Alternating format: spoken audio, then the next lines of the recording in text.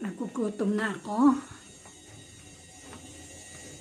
Nasa kanyang schooling na naman si Lola, kaya tara muna kumain. Ito ka muna. Tara muna kumain.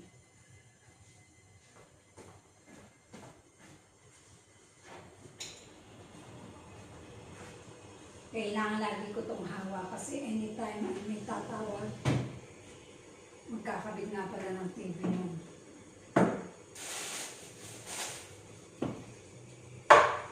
Tumawag sa akin kanina. Habang ako'y naglalaba. Ulit ang aking almusal.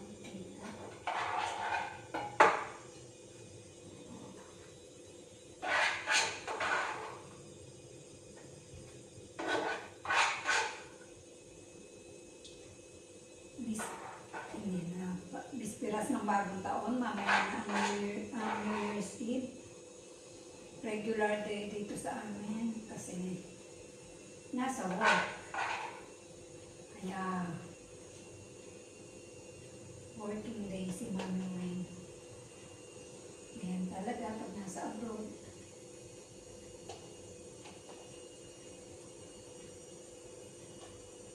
Pawi na lang pag uwi sa Pinas.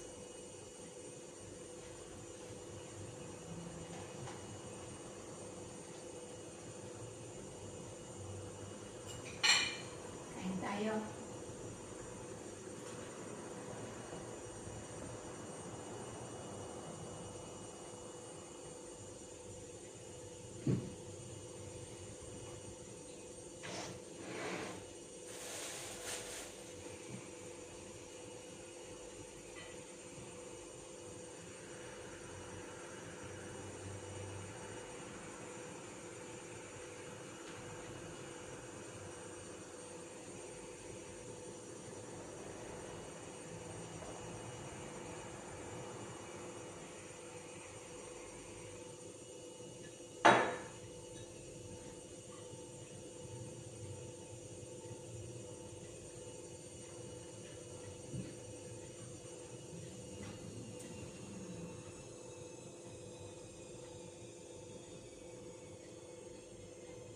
$9:30 darating yung magkakabit ng malaking flat screen TV. 10:30 I mean, so ang oras ngayon ay 9:30, so I have still 1 hour para makapaligo pagkatapos kong kumain.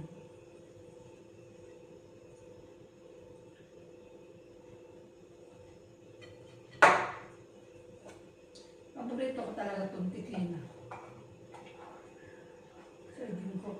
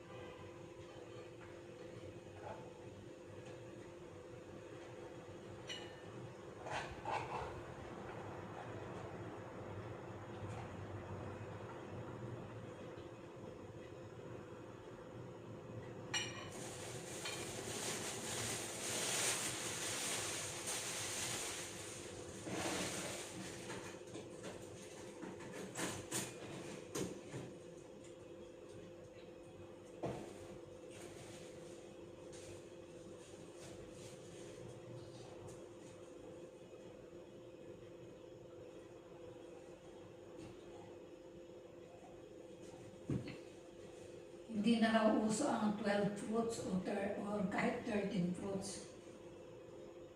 Minimal na pala ngayon, 5 fruits na raw. Mansanas, peras, nakalimutan ko yung tatlo pa.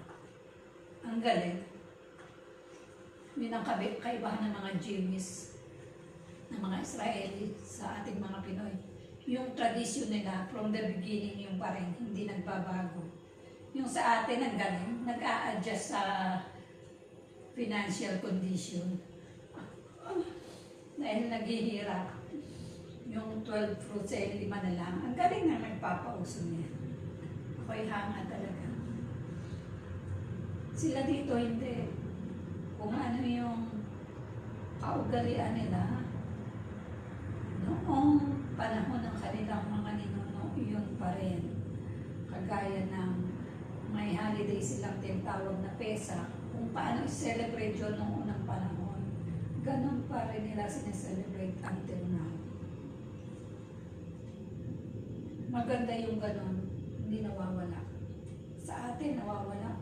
Pati nga yata pagmamano ng kamay, paghalip sa kamay, parang nawala na rin. Siyempre, time na ngayon ang batian ng Happy New Year.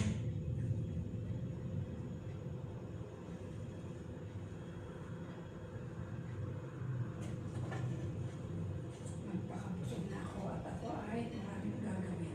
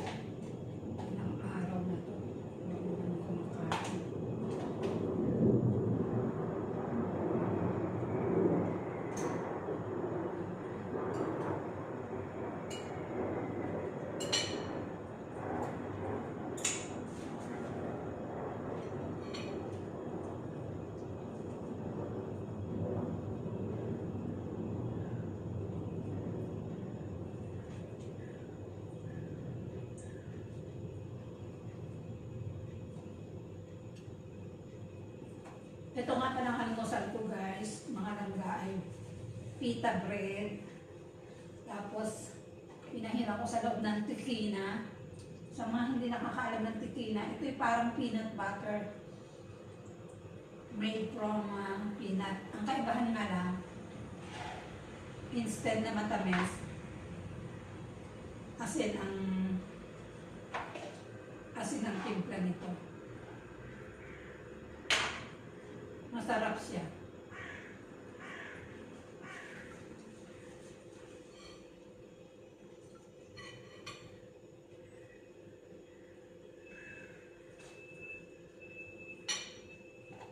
Tapos itong halo-halong pinagtad na mga gulay.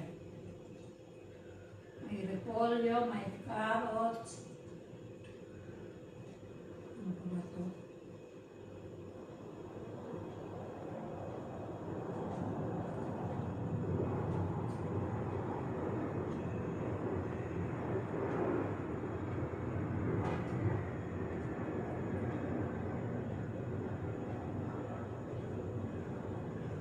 Repolyo at carrots lang yata ito. Pero meron siyang ma-red, di ko alam kung ito ay beet.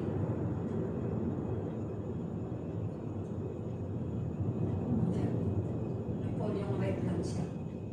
Repolyong red, repolyong green, at saka carrots. Tinimplahan niya ng lemon at asin. Ayan, yan ang aking ginawang palaman dito sa aking pita bread.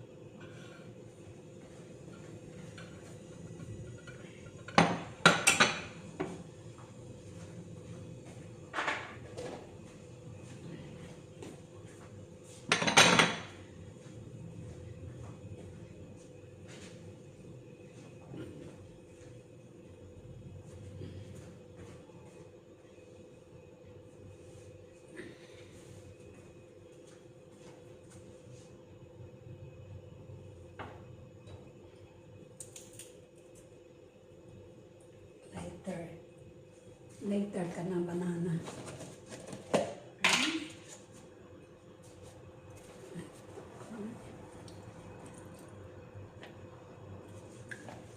At para hindi siya bumara sa lababo na ang lalaki naman ang butas ng kanyang drainer.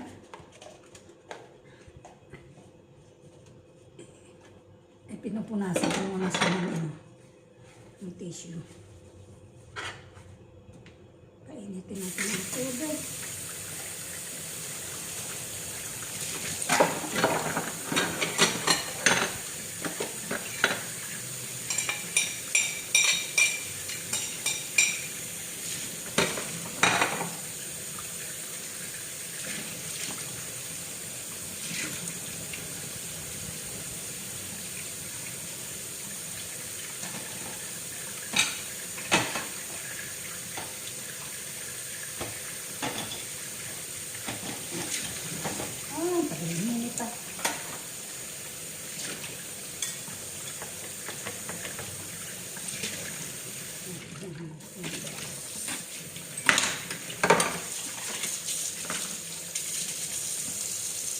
Magte-10 o'clock na, maliligo kasi ako. Kailangan makapaligo ako bago dumating yung technician. Baka mamaya, isang oras yun. Isang oras.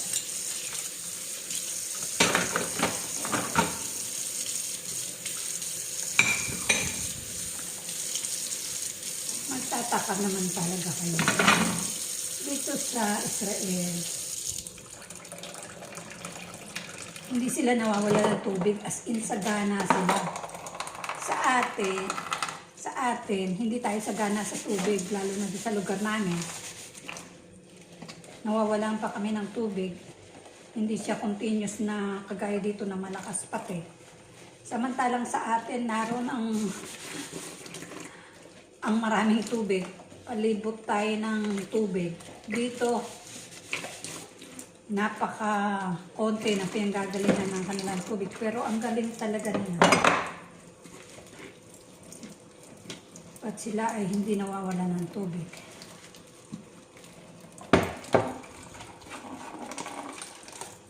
Sa dagat pang karamihan ng gagaling ng tubig nila.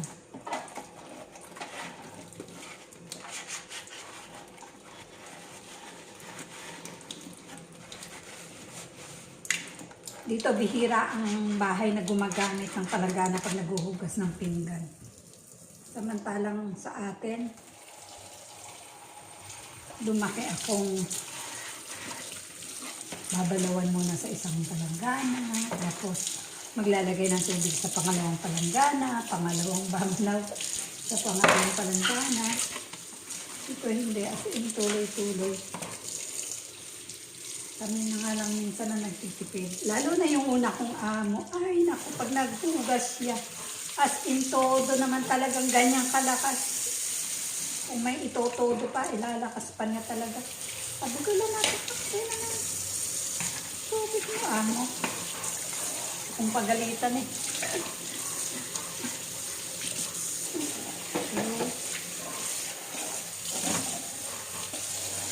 Ayan, natutunan ko na rin. Dati ako, pag naghugas, nung bago-bago pa lang ako dito, yung wala pa akong mga first 3 years ko, pinapatay ko yan. Tapos may tubig ako na may sabon at sinasabunan ko munang lahat. Bago ko ulit bubuksan ng gripo para magbanlaw. Ngayon hindi na. Gaya na rin nila ako. Ganun sila. Hindi naman ako kasing aksaya nila. I mean, sa kanilang isip, hindi sila nag-aaksaya. Yun lang ang kanilang way. Hindi nga kasi dito ang palanggana. Kung yung tabo nga, hindi uso. Uso ang tabo dito sa mga religious. Ginagamit nila paghuhugas ng kamay. Bago sila kumain, bago sila magdasal. Pagkagaling nila sila ng bahay, ganun. Pero hindi yung panghugas dahil nagbawa sa CR. Hindi.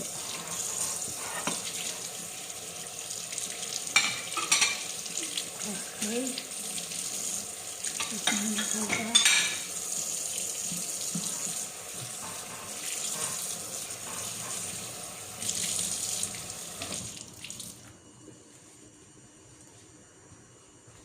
Nadidinig ko na yung aking washing machine. May isasalang pa ako pagkatapos niya.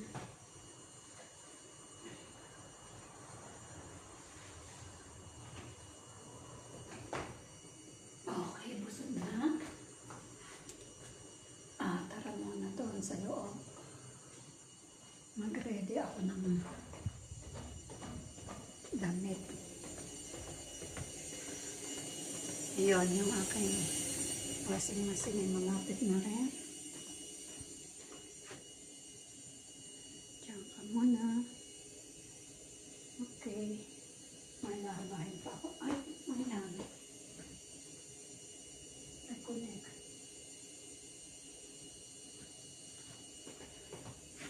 Sabi daw, burgundy red or mint green. So, red. Red talaga.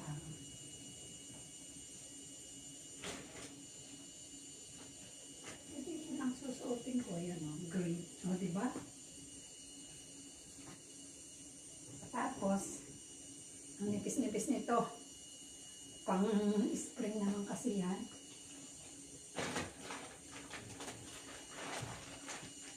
Yung underwear, kailangan marami.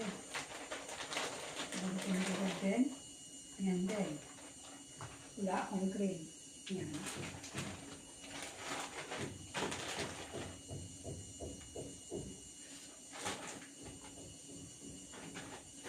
Magsusuot na lang ako ng panloob. Ayan. Dodoble na lang ako ng panloob. At saka yung aking leggings, asan ka? Ayan.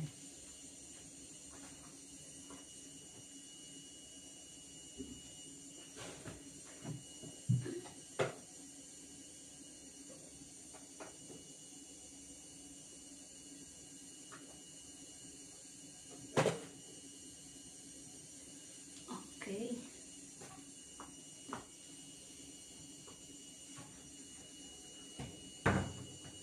Towel.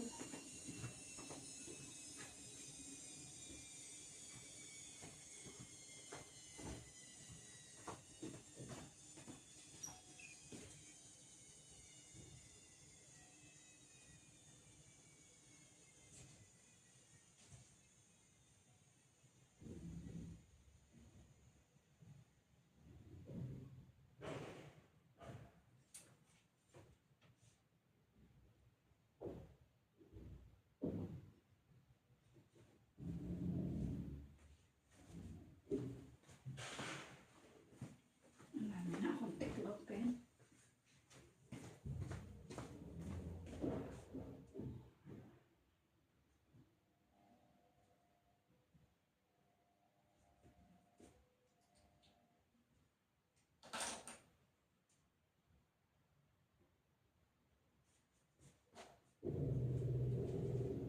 Ninona. Medyas ninona.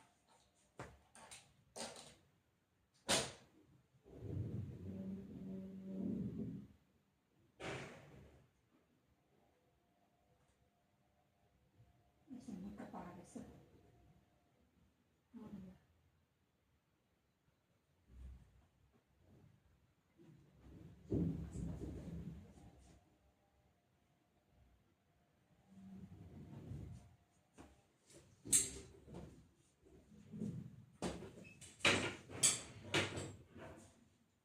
Okay. Dalhin ko muna sa kwarto ni Lola itong kanyang underwear at medyas.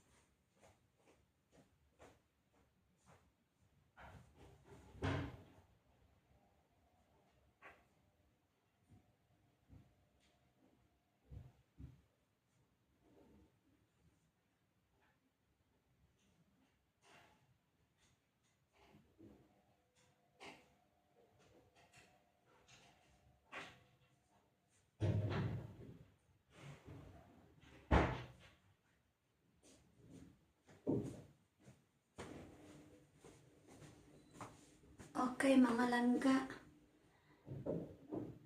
Hindi ko naman kayo pwedeng isama sa paliligo ko, kaya pause muna ha.